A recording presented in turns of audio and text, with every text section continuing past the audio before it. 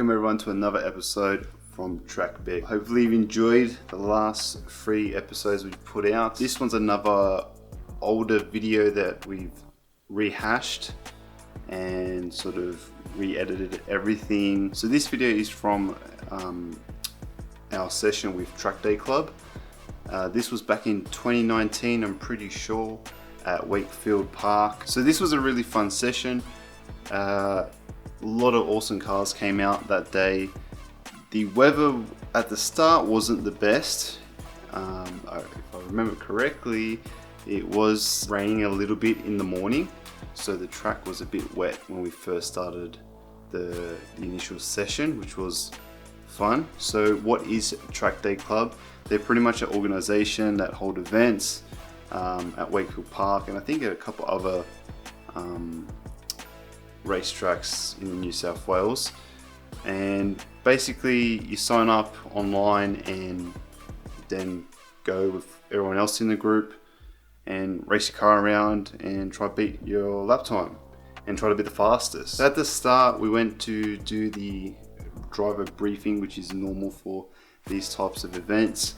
So you do all the boring stuff like sign paperwork and all this other stuff. So you get that all out the way. They tell you what you can do, what you can't do. No dive bombing, crashing into people, obvious stuff like that. And then you proceed to do the track walks, which is really cool. This was my first track walk I've done. A lot of the other different organizations I haven't done that before, so that was really cool. We got to go out, everyone in the group, stop at each corner, and the instructors will basically tell you the optimum line to go through, how to hit the apex. So it was really useful, so that was cool. So basically once we've done the track walk, we will start our session, and this was interesting. Look, pretty much stupid me didn't start recording the first session. Normally, with the first session I like to warm up my tyres, not go too hard and not too aggressive. So I normally think it's just going to be a boring session, so I didn't turn on the actual GoPro.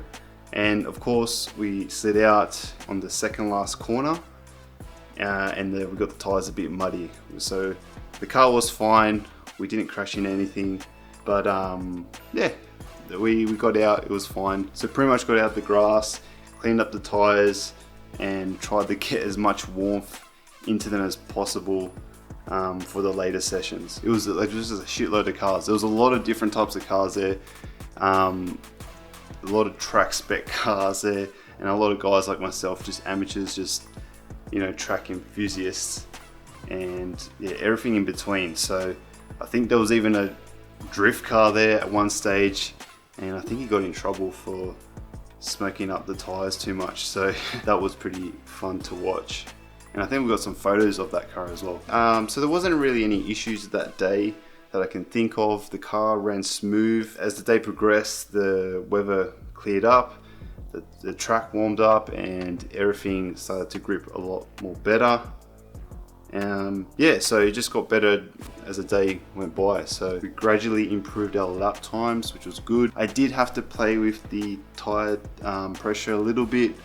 After midday it got pretty hot and just wasn't running the best, so I decided to bring the pressures down a little bit, and that helped. And not only that, a couple of friends came by, took some photos, which was good. It's always good having people sort of rock up and help you with the camera stuff, because when you're driving around the track doing that sort of stuff, the last thing you want to do is drag around a big camera. You really got to make sure the GoPro stuff's working. So yeah, other than that, I'll let you see the footage.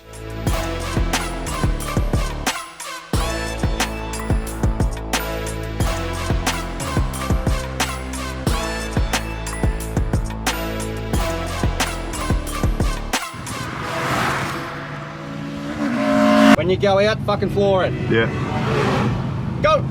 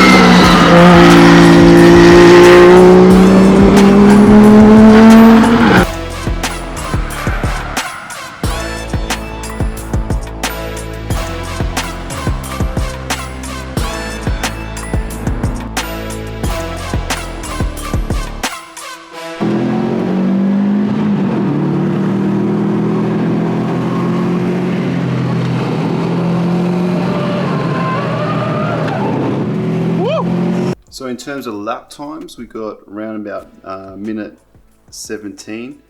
I'll show you the actual the results there. We're sort of in the middle of the pack, which was pretty cool. Other than that time, we've never really recorded an actual lap time at Wakefield. So this is our first actual recorded fastest lap. So it was a good benchmark for the future when we go back there.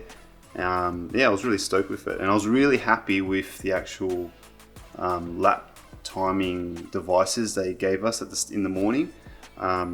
It was super useful being able just to attach it to the front of the car, and they in the marshalling area did all the timings and stuff. So that was really useful.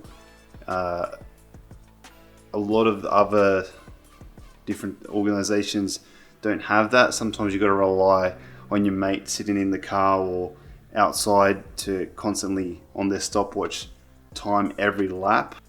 And in terms of improvements, heaps of definitely a lot more practice.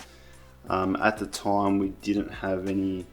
The car was pretty much standard, so standard shocks. We didn't have the coilovers back then.